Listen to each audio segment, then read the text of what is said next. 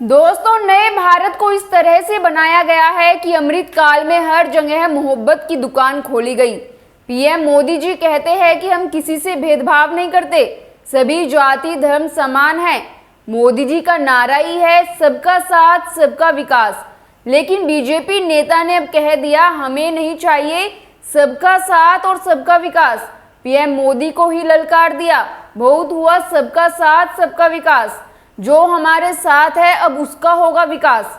अब लोकसभा चुनाव प्रचार में तो मोदी बीजेपी के नारे भाषण सुनी चुके हो आप। पूरा चुनाव प्रचार मुसलमानों के इर्द गिर्द घुमाया गया, जिसका खामियाजा भुगतना भी पड़ा।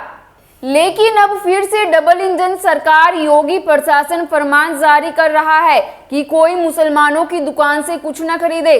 पूरा मामला क्या है वो आपको आगे बताऊंगी। नमस्कार दोस्तों, मैं हिमांशी कश्यप आपके साथ। आप देख रहे हैं जनता की आवाज। उत्तर प्रदेश सरकार ने कांवड़ यात्रा के लिए पूरी तैयारी कर ली है। खुद सीएम योगी तैयारियों को लेकर लगातार निर्देश दे रहे हैं। कांवड़ियों पर पुष्प वर्षा होगी। कांवड़ यात्रा के लिए सीएम योगी ने वैज इंतजाम कर दिया है। यूपी में अब लिखना होगा आरिफ फलवाला, अमर अकबर, एंथनी, यानी सबको बतानी पड़ेगी अपनी पहचान। कांवड़ यात्रा को लेकर एक नया नियम जारी किया है। आदेश के अनुसार अब कांवड़ यात्रा के रास्ते में हर खाने वाली दुकान या ठेले के मालिक को अपना नाम बोर्ड पर लगाना होगा, ताकि कोई कांवड़िया गलती से मुसलमान की दुकान से कुछ न खरीद ले। आदेश जारी कर कहा गया है कि यह फैसला कांवड़ियों में किसी भी प्रकार से कंफ्यूजन से बचने के लिए लिया गया है, ताकि किसी प्रकार का आरोप प्रत्यारोप का दौर शुरू ना हो और कानून व्यवस्था बनी रहे, इसलिए इसका निर्देश दिया गया और सब इसका स्वेच्छा से पालन कर रहे हैं। इस फैसले पर असुद्दीन ओवैसी से लेकर महुआ मोइत्रा तक ने योगी सरकार को घेरा है। यूपी के मुजफ्फरनगर में कांवड़ यात्रा के रास्ते में तमाम मुसलमानों की दुकान भी पड़ती है, जो फल, चाय एवं अन्य खाद्य सामग्री बेचते हैं। पुलिस यात्रा के बंदोबस्त में लगी है और उन्हीं में से एक इंतजाम ये भी है कि सभी मुस्लिम दुकानदारों को अपनी पहचान बताते हुए कारोबार करना होगा। बता दें कि हिंदू संगठन बार बार ये आरोप लगा रहे थे कि मुस्लिम दुकानदार अपनी पहचान छिपाकर कारोबार कर रहे हैं। उनके मुताबिक कांवड़ियों के लिए ये जरूरी है कि वे जहां से सामान खरीद रहे हैं उसका धर्म भी जान ले।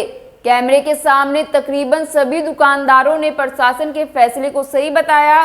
दुकानदार प्रशासन का आदेश मानकर बोर्ड लगाना शुरू कर चुके हैं, लेकिन इस फैसले पर सियासत शुरू हो गई है। ओवैसी ने सोशल मीडिया पर लिखा है, उत्तर प्रदेश पुलिस के आदेश के अनुसार अब हर खाने वाली दुकान या ठेले के मालिक को अपना नाम बोर्ड पर लगाना होगा, ताकि कोई कांवड़िया गलती से मुसलमान की दुकान से कुछ न खरीद ले। इसे दक्षिण अफ्रीका में अपार्थाइड कहा जाता था और हिटलर की जर्मनी में इसका नाम जुडेन बॉयकॉट था। वहीं सांसद महुआ मोइत्रा ने मुजफ्फरनगर प्रशासन के इस फैसले को संविधान विरोधी बताते हुए लिखा, आगे क्या मुसलमान अपनी पहचान के लिए अपनी आस्तीन पर स्टार ऑफ डेविड का निशान पहनेंगे? अगली बार जब कांवड़िया या उनके परिवार को डॉक्टर या खून की आवश्यकता हो तो उनके इलाज के लिए दूसरी कांवड़ ढूंढ ले। यह पूरी तरह से अवैध और संविधान विरोधी है। वहीं कांग्रेस नेता पवन खेड़ा ने इस आदेश पर प्रतिक्रिया देते हुए कहा, सिर्फ राजनीतिक दलों को ही नहीं, सभी सही सोच वाले लोगों और मीडिया को इस राज्य प्रायोजित कट्टरता के खिलाफ उठ खड़े होना चाहिए। हम भाजपा को देश को अंधकार युग में वापस धकेलने की अनुमति नहीं दे सकते। बोलबो जो हमारे साथ हम उनका साथ, सबका साथ सबका विकास। बंद करो नो नीड संख्यालघु मोर्चा। दोस्तों, बीजेपी की तरफ से हमेशा कहा जाता है सबका साथ सबका विकास। मोदी जी का विजन देश में सारे जाति समुदाय धर्म के लोगों को साथ लेकर चलने का है। लेकिन राजनीति का लंबा अनुभव रखने वाले शुभेंदु अधिकारी जैसे नेता जब मंच से ये कहते हैं कि अब बीजेपी को इस नारे की कोई जरूरत नहीं है, तो इसका मतलब आप समझते हैं बीजेपी इस लोकसभा चुनाव में उसे मुस्लिम वोटों को ना मिलने से चिंतित है। बीजेपी के नेताओं के द्वारा अक्सर कहा जाता है मुसलमानों से किसी तरह का भेदभाव नहीं किया और सभी सरकारी योजनाओं का उन्हें फायदा मिल रहा है, लेकिन बावजूद इसके मुस्लिम समुदाय उन्हें वोट नहीं देता। शुभेंदु के अलावा असम के मुख्यमंत्री हिमंता बिस्वा शर्मा ने कहा कि असम में मुस्लिम जनसंख्या 40% पर पहुंच चुकी है, जबकि 1952 में असम में केवल 12% मुसलमान थे। उन्होंने कहा कि ये मेरे लिए राजनीतिक का मुद्दा नहीं है, बल्कि जीने मरने का मुद्दा है।